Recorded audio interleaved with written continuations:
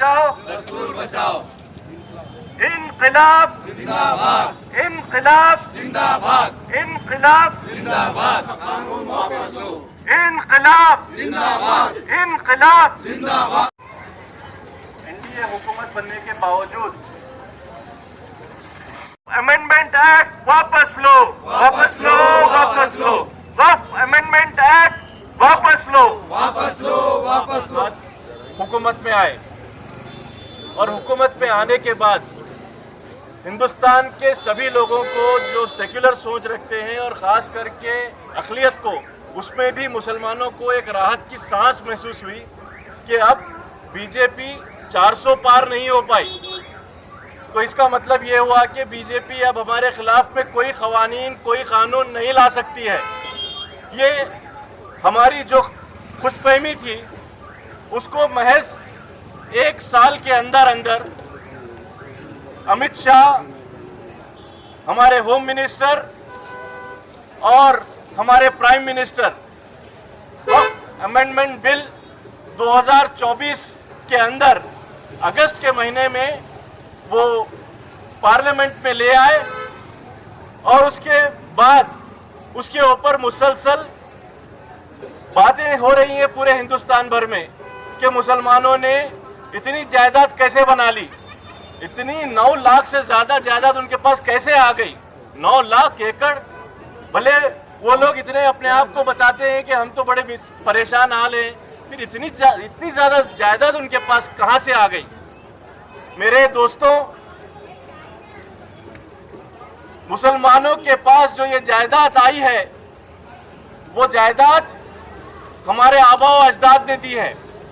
हमारे बुजुर्गों ने फलाही कामों के लिए, मस्जिदों की तामीर के लिए, कब्रस्तानों के लिए, दरगाहें बनाने के लिए, वहाँ के अहाते को इजाफा करने के लिए, यतीम खाने बनाने के लिए, मुसाफिर खाने बनाने के लिए, अस्पताल बनाने के लिए वक्फ कर दी। और वो जायदाद मुसलसल साल दर साल जब से वो कायम है तब से उसका इस्तेमाल उसी तरीके से होता आ रहा है। आप जामा मस्जिद दिल्ली की ले लें, आप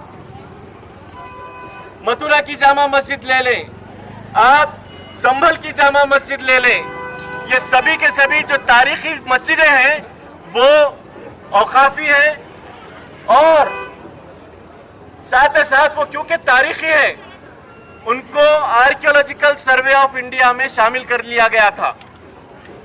अब जो ये कानून 2024 में पहले बिल की शक्ल में आया, फिर उसके बाद जेपीसी को चला गया, जॉइंट पार्लियामेंट्री कमेटी को, फिर हम लोग इत्मीनान में आ गए। अरे अब जॉइंट पार्लियामेंट्री कमेटी को जाने के बाद क्या है, अब वापस होना ही होना है, ये कानून बन ही नहीं सकता है। लिया जाए, अपने अंडर लेके उसको क्लचस में लेकर मुसलमानों को दबाया जाए। और ये कहा जाता है मुसलमान जहाँ कहीं भी जाते हैं, वक्फ बोर्ड जहाँ कहीं भी जाते हैं, वक्फ की इमलाक होती है। कैसा होती है मेरे भाई, वहाँ पर सर्वे किया जाता है, वहाँ पर डीसी रिपोर्ट देते हैं, उसके बाद वक्फ बोर्ड में उसकी एंट्री होती है, गेजेट नोटिफाई हो जाता है, उसके बाद में वक्फ प्रॉपर्टी कहलाएगी। अगर आके यहाँ मैं ठहर के बोलूंगा कि वक्फ की प्रॉपर्टी है, क्या आप लोग मानेंगे? तो कानून मोदी के लोग ऐसा वावेला मचा रहे हैं, झूठा प्रोपेगेंडा कर रहे हैं। झूठ पे ना जाइए, सच्चाई को बात को, प्रॉपर्टी को दबाए हैं। हम सिर्फ वक्फ की जायदादों को बचाना चाहते हैं, वक्फ की प्रॉपर्टी को प्रोटेक्ट करने के लिए एक मुहिम चला रहे हैं, अवेयरनेस कैंप बोल के। हम यहाँ पर हर जगह गुलबर्गी के नुक्कड़ों पे जाने वाले हैं। इंशाअल्लाह ये हमारी मुहिम एक बहुत बड़े जलसे के इख्तिताम पर खत्म हो जाएगी। ऐसे भी हमारे अब्दुल महमूद साहब, हमारे सरमद साहब और दीगर अफराद मिलकर यहाँ पर आज प्रोटेस्ट किया गया है। हुकूमत से हमारी अपील है कि जिस तरीके से वक्फ बोर्ड का बिल जो पार्लियामेंट में पास हुआ है, अवाम आपसे अपील करती है कि वक्फ बोर्ड का बिल वापस कीजिए। और अवाम आसपास भी इस ताल्लुक से भी प्रोटेस्ट कर रहे हैं। मैं तमाम अवाम का दिल की गहराइयों से इस प्रोटेस्ट का बहुत बहुत शुक्रिया अदा करता हूँ। और 4 मई को गुलबर्गा शहर में भी एक बहुत बड़ा प्रोटेस्ट रखा गया है। हाफिज़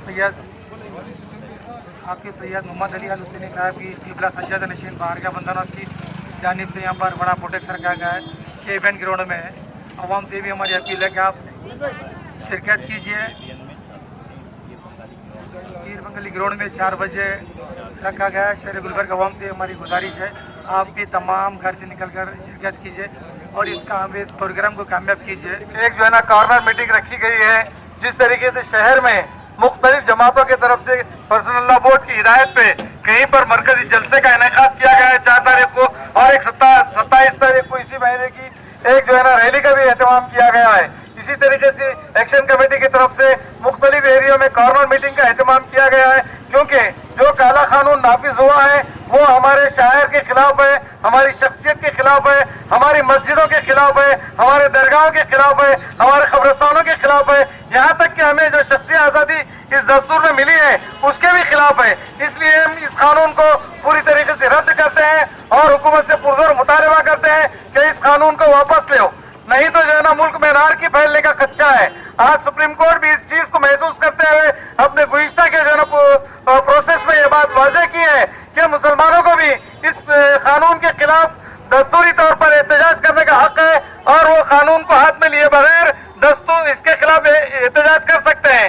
हम इसी के तहत इसके खिलाफ भरपूर एहतजाज करते हैं और हुकूमत से भरपूर मुतालबा करते हैं कि ऐसे काले कानून को वापस लेना पड़ेगा, क्योंकि ये कानून हमारे तशक्कुस के खिलाफ है। यह खाली प्रॉपर्टी या औकाफ की जायदाद के खिलाफ नहीं है, बल्कि ये इंसानी तशक्कुस के खिलाफ है, जो इस दस्तूर में हर इंसान को, हर जमहूरियत पसंद को जो पूरी आज़ादी दी गई है, वो अपने मजहब पर पूरी तरीके से आज़ाद होकर जो है ना चल सकता है, अपने आईनी कानून को इसके तहत में कर सकता है। इसी तरीके से इस काले कानून के तहत ये तमाम चीजें यहाँ पर खत्म करने की कोशिश की जा रही है। मुसलमानों के साथ में अक्सर भी नहीं होने देंगी, लेकिन जब पार्लियामेंट में ये बिल पेश हुआ,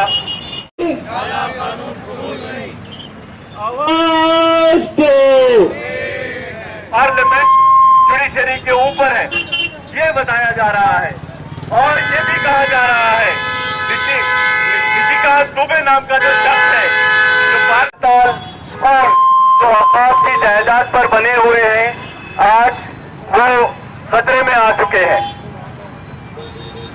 जब पार्लियामेंट के अंदर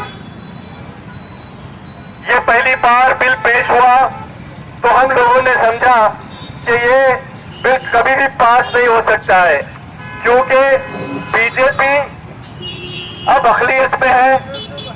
बहुत ही मुस्लिम पर्सनल लॉ बोर्ड के हिदायत पर पूरे देश भर में मुख्तलिफ प्लेटफॉर्म के जरिए से जो वक्फ एक्ट 2025 बन चुका है, इसके खिलाफ अलग अलग प्रोग्राम, कॉर्नर मीटिंग, प्रोटेस्ट, धरने और जेल भरो कार्यक्रम all India Muslim personal law board की हिदायत पर पूरे देश भर में चल रहे हैं। एक तरफ ये बिल पास होकर एक्ट तो हो चुका है और स्क्रूटिनी के लिए सुप्रीम कोर्ट में चल रहा है। कानून की लड़ाई लड़ने वाले कानून की लड़ाई लड़ रहे हैं, लेकिन अवाम जो है, आप और मैं क्या कर रहे हैं, इसके ऊपर हमारे सवाल है।